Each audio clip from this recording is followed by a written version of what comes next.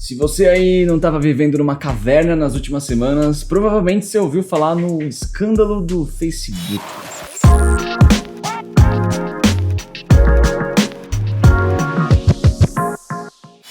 Pouco mais de 2 semanas atrás, a mídia noticiou uma bomba daquelas. A empresa responsável pela estratégia e pelo marketing da campanha de Trump para a presidência dos Estados Unidos usou métodos nada éticos para manipular a opinião pública. Eles estavam explorando o lado psicológico dos eleitores. E para conseguir fazer isso, eles extraíram dados e analisaram mais de 50 milhões de perfis do Facebook. A empresa em questão chama-se Cambridge Analytica. E isso tudo veio à tona depois que um ex-funcionário da Cambridge Analytica, o Chris Wylie, que é cientista de dados e era diretor de pesquisa lá dentro, disse ter se arrependido de participar de um projeto que prejudique tanto a democracia e resolveu jogar tudo no ventilador. Eu vou voltar na história e contar um pouquinho sobre como tudo isso se desenvolveu, com base no que o Chris Wylie relatou para a imprensa. A história é bem interessante e é repleta de malandragens. Não é à toa que envolve políticos, né? O Chris Wylie trabalhou para o Alexander Nix na SCL Group, uma empresa especializada em uso de dados para estratégias em eleições. O Steve Bannon, que foi estrategista-chefe do Trump, começou ali a se interessar e a trocar figurinhas com Alexander Nix. O Bannon queria uma estratégia de uso de dados de forma matadora para as eleições, algo que fosse capaz de mudar a percepção dos eleitores. Ou então, usando as palavras que o próprio Chris usou, ele estava em busca da criação de uma arma cultural para as eleições. E eles tinham o know-how necessário para criar isso. Só faltava a grana. Então, Steve Bannon fez a ponte do Alexander Nix com um bilionário norte-americano que investiu 15 milhões de dólares no projeto. E com esse investimento nesse projeto, nascia a Cambridge Analytica. Beleza, eles tinham o know-how, eles sabiam fazer, e eles tinham uma grana necessária, mas faltava uma peça fundamental. Eles precisavam de uma grande base de dados com informações diversas de muitas pessoas, que seria a base do algoritmo deles. E na busca de como eles conseguiriam tantos dados assim, o Chris conheceu o Alexander Kogan, da Universidade de Cambridge, que ele tinha uma solução bem interessante em mãos. A solução do Kogan era perfeita, era praticamente um sonho para Cambridge. Era mais barata, tinha mais qualidade, era mais rápida, enfim, era perfeita. Seria muito difícil eles encontrarem uma solução mais rápida para conseguir tanta informação assim. O Kogan mantinha apps no Facebook de teste de personalidade. Provavelmente era mais um daqueles testes que ficam enchendo o saco na nossa timeline e que por alguma razão as pessoas ficam fazendo e sei lá porquê, né? Só que esse app do Kogan coletava não só os dados do usuário que estava fazendo o teste, mas também o de todos os amigos que ele tinha adicionado no Facebook. E quando eu falo dados aqui, é praticamente todas as atividades públicas que o perfil faz, como por exemplo os posts que ele fez, onde ele deu like, páginas, bandas, serviços, estabelecimentos onde ele foi, enfim, essas atividades que a gente faz no Facebook. Só que justamente essas atividades revelam muito mais sobre a gente do que a gente imagina. Isso foi perfeito para o que a Cambridge precisava. E o app foi um baita sucesso. Teve mais de 200 mil pessoas que usaram o app e, considerando o fato de que ele também anota os dados dos amigos dessas pessoas, o Chris Wylie estima que isso totalizou em cerca de 50 milhões de perfis analisados. E foi essa baita base de dados que eles conseguiram que foi a base da construção da arma cultural da Cambridge Analytica. E o sistema que eles criaram funcionava muito bem. Eles conseguiam identificar qual tipo de mensagem seria a melhor para influenciar cada tipo de eleitor identificado. E eles conseguiam saber com qual frequência eles precisariam mostrar esse conteúdo para esse eleitor para mudar a opinião dele. E pior que o conteúdo que eles usavam não necessariamente tinha realmente argumentos reais.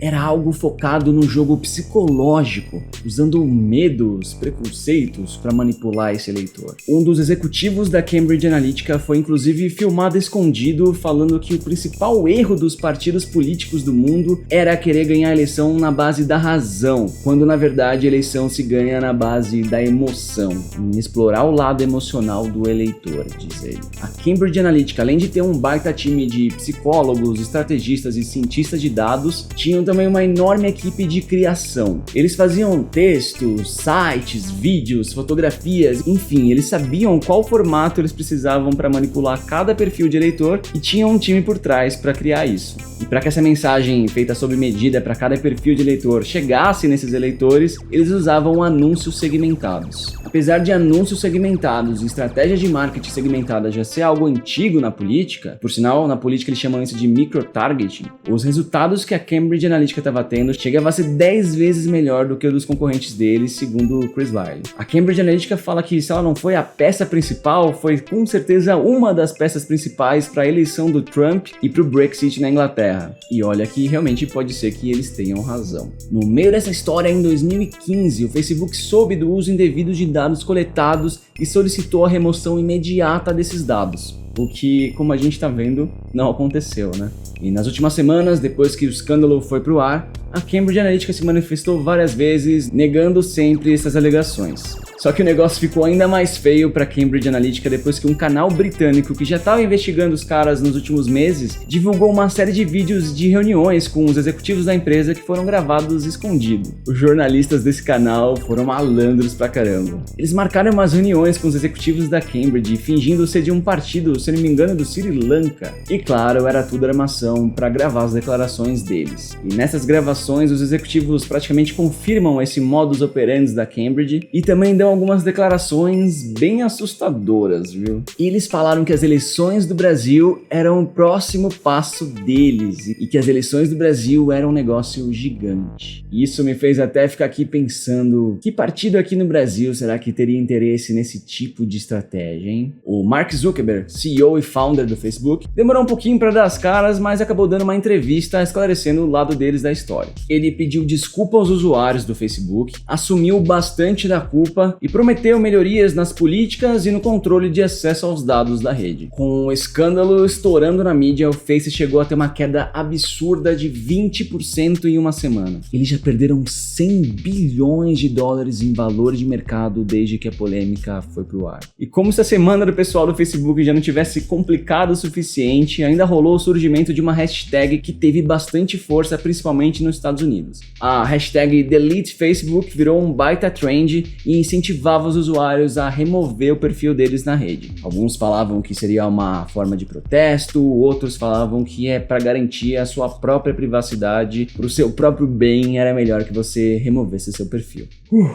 Basicamente, esse é o resumo do caos que tá rolando. E agora que já estamos contextualizados, eu queria dividir com vocês um pouco da minha visão sobre esse assunto. Eu vou começar dizendo que eu não vejo tamanha culpa do Facebook nessa história como a mídia em geral tá vendo. No dia que o escândalo explodiu, eu tava vendo as manchetes dessas notícias e ainda não tava por dentro do assunto. Pelas manchetes eu podia jurar que o Facebook tinha sido ou hackeado ou que alguém lá de dentro tinha vazado um banco de dados. A impressão que a mídia estava passando era justamente essa. Só que nada disso aconteceu. O Facebook não foi hackeado e não teve vazamento de dados. Então vamos falar um pouquinho mais sobre esses dados que a Cambridge tinha em mãos. Bom, existem vários aplicativos por aí dos mais variados propósitos que usam dados sociais do Facebook. E eles usam esses dados de forma legítima. O Facebook disponibiliza uma API, que é uma interface, é um meio dos desenvolvedores usarem dados sociais do Face dentro dos aplicativos deles. E obviamente quem dita as regras do que pode ser feito é o Facebook. Para fazer uso da API, o desenvolvedor tem que cadastrar seu aplicativo no Face, pôr uma descrição, falar que tipo de dado ele quer acessar, e dependendo de quais dados ele está querendo acessar, o Facebook vai ter que revisar o pedido dele e aprovar. E é claro, o desenvolvedor tem que concordar com os termos de uso do Facebook. E nesses termos tem os limites de uso, com quais finalidades o Face deixa você usar esses dados, quando você tem que remover esses dados, enfim, várias coisas do tipo. E depois que o aplicativo é aprovado pelo Face, para começar a acessar os dados de cada perfil, o próprio dono do perfil precisa autorizar esse aplicativo a fazer isso. E na telinha de aprovação, que você aí já deve ter visto bastante em outros apps, aparece lá quais dados ele vai acessar do perfil, se é o e-mail, se é a data de nascimento, nome, sexo, fotos, posts, enfim. Esse tipo de integração funciona super bem e é a base de vários recursos que estão espalhados em muitos apps que a gente usa bastante por aí. Bom, os dados usados pela Cambridge vieram de um desses milhares de apps que tem por aí para Facebook e que usa justamente essa API. Como eu comentei, era um teste de personalidade, esse tipo de coisa que a gente está cansado de ver na timeline. O usuário que usava esse app, que queria fazer o teste, concordava em fornecer seus dados para ele. Só que tinha um recurso na API do Facebook que permitia que os aplicativos consultassem não só os dados do usuário que está ali usando, fazendo teste nesse caso, mas também o de todos os amigos dele. Do ponto de vista da segurança da informação, da privacidade, a existência desse recurso realmente é bem delicado, bem embaçado, né? Um usuário pode, em um único clique, passar dados de todos os seus amigos sem o consentimento deles. Mas vendo o outro lado da história, o lado do desenvolvedor, a existência de um recurso desses é bem válida e bem interessante. Tem muita utilidade a existência de um recurso que você possa consultar os dados dos amigos do usuário. Mas claro, na minha visão, a segurança sempre tem que vir em primeiro lugar. E eu acredito que o Face também tenha concluído algo por aí, já que em 2014 eles avisaram a todos os desenvolvedores que essa funcionalidade ia ser removida. E no ano seguinte, 2015, finalmente o recurso saiu do ar. Então, o recurso do Facebook, que foi usado como argumento de vários veículos da mídia para fuzilar eles, na verdade já foi avaliado como problemático e tirado do ar há alguns anos atrás. É claro que eu entendo que as consequências desse recurso estão durando até hoje, mas pelo menos é um sinal de que a empresa já tinha entendido isso antes e já tinha tomado providências nesse assunto. Enfim, para mim essa história tem dois vilões nítidos. De um lado a gente vê uma empresa que violou os termos do Facebook, transferindo dados obtidos por um app a terceiros, e do outro a gente tem uma empresa que adquiriu dados de forma ilegal e usou esses dados para mudar o comportamento dos usuários, explorando o psicológico deles. E ainda usaram um sistema de anúncios para anunciar fake news e boatos e tudo que fosse preciso para atingir esses eleitores. Mas mesmo com esses dois vilões nítidos na história, se você for procurar notícias sobre o escândalo, você vai ver que a mídia, de forma geral, tá caindo com tudo em cima do Facebook. E eu acredito que muito da reação do mercado e até do fato de terem criado uma hashtag de Delete Facebook é fruto da absorção dessas mensagens da mídia contra o Face. Várias matérias ficam falando de não, tudo que você faz na rede é monitorado e blá blá blá. E beleza, bacana discutir privacidade. E de fato o Facebook monitora suas atividades na rede e gera insights a partir disso. Mas essas conclusões, tudo isso que o Facebook sabe a partir do seu comportamento de navegação dentro da rede, não são acessíveis via API. Esses dados são internos do Face. Não dá para acessar eles nem via API, nem de nenhuma outra forma. Então o fato do Face gerar insights a partir da sua navegação não tem nada a ver com os dados que foram usados no algoritmo da Cambridge Analytica. O que a Cambridge usou eram dados públicos do perfil, posts, likes, enfim, coisas que são vistas por qualquer um. E esse é só um dos exemplos do que a mídia tem usado para argumentar por aí. Então, realmente me parece muito que a mídia está usando esse momento para fuzilar o Facebook e por conta disso acaba dando pouca relevância a quem de fato são os vilões da história. E eu confesso para vocês que ver esse comportamento da mídia não me surpreende. Já tem tempo que a gente vê a mídia tradicional atacando a mídia digital, atacando as novas mídias. Porque, na real, a mídia tradicional tá morrendo. Os anunciantes estão cada vez mais tirando do investimento que eles faziam no tradicional para jogar no digital. E o curioso é que se você entrar nos sites desses veículos aí da mídia tradicional que estão falando, cuidado, que estão te rastreando, você vai ver que no site deles eles também usam sistemas para rastrear o usuário ou analytics para saber mais sobre quem é o usuário deles. Que coisa, né? Só para concluir essa história, eu quero dizer que sim, o Facebook cometeu sim alguns vacilos. E o Mark Zuckerberg mesmo admite isso na entrevista dele. Esse volume de dados não poderia ter sido acessado sem que algum alarme tocasse lá dentro. Então é nítido que eles precisam de maiores controles na API deles e na política de acesso aos dados. E cara, isso tudo é um desafio e tanto.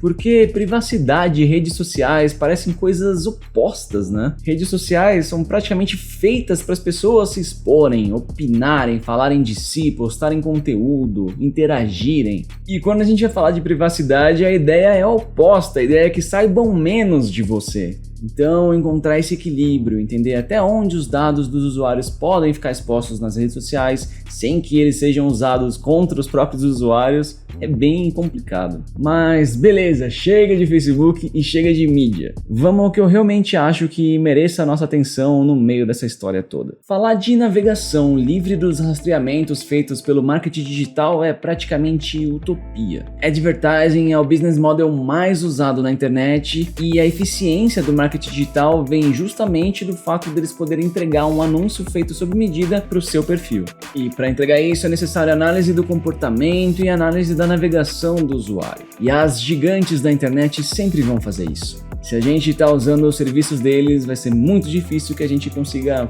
fugir dessa realidade. Mas as coisas ficam cada vez mais assustadoras, né? Aquela dica de tomar muito cuidado com o que você posta na internet vai sempre continuar válida. Mas olha só o que a Cambridge Analytica fez. Você não precisa nem mais falar de política na internet para que um algoritmo consiga concluir a sua visão política e ainda conseguem traçar uma estratégia para manipular a sua opinião. As vítimas da Cambridge Analytica, os usuários, eles usavam o Facebook como você e eu usamos, postando, dando like, interagindo normalmente. E só com isso o algoritmo dos caras já conseguia traçar um monte de informações sobre você. O próprio Chris Wylie falou numa das entrevistas que hoje os algoritmos alimentados dos dados de uma rede social conseguem saber mais do usuário do que os próprios amigos deles e colegas de trabalho. Então fica difícil, né? E olha, você pode até ter escolhido deletar o seu Facebook por conta disso, mas saiba que 77% dos sites na internet usam algum mecanismo para rastrear ou saber mais do usuário.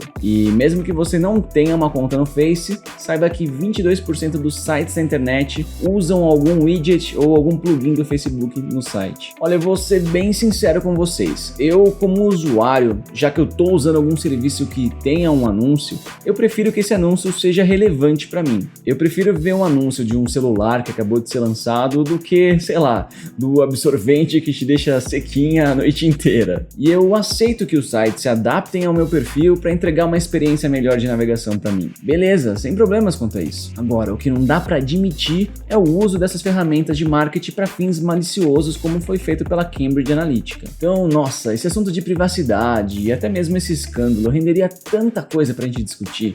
Tem tanta coisa que precisaria ser melhorada, mas olha, pra mim o assunto mais urgente do momento é o controle contra fake news. Tem que parar a propagação de conteúdo falso ou conteúdo que explore o psicológico dos usuários. As ferramentas de marketing digital não podem virar ferramentas para empresas e pessoas antiéticas e criminosas. E os veículos, principalmente os grandes como o Facebook e a Google, precisam de processos fortes de revisão para filtrar que qualquer coisa seja anunciada neles. Não dá para deixar que qualquer coisa seja anunciada neles sem que eles confiram antes. E também é muito importante que se trabalhe em detecção e bloqueio de correntes que propagam essas mentiras por aí. As redes sociais e plataformas online não podem virar campos de guerra onde empresas utilizam armas culturais para manipular a opinião dos usuários. Eu espero que o caso Cambridge Analytica sirva de lição para todos nós. Até porque esse ano a gente tem eleição aqui no Brasil e você sabe como as coisas ficam nas redes sociais durante a eleição, né? Então lembre-se de desconfiar de tudo que você lê por aí. Tenta sempre buscar mais informações sobre o assunto e tenta deixar de lado o lado emocional e tentar sempre usar a razão. Porque olha, cuidado! Gente antiética e que está disposta a jogar sujo, faz qualquer coisa pelo poder, é o que a gente mais tem por aqui. E pode ter certeza que eles vão fazer de tudo para aparecer no seu feed e fazer parte da sua vida digital.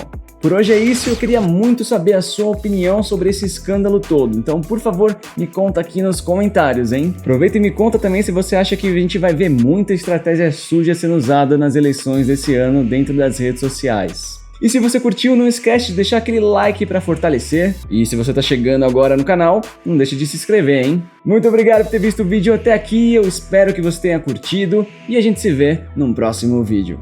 Até lá!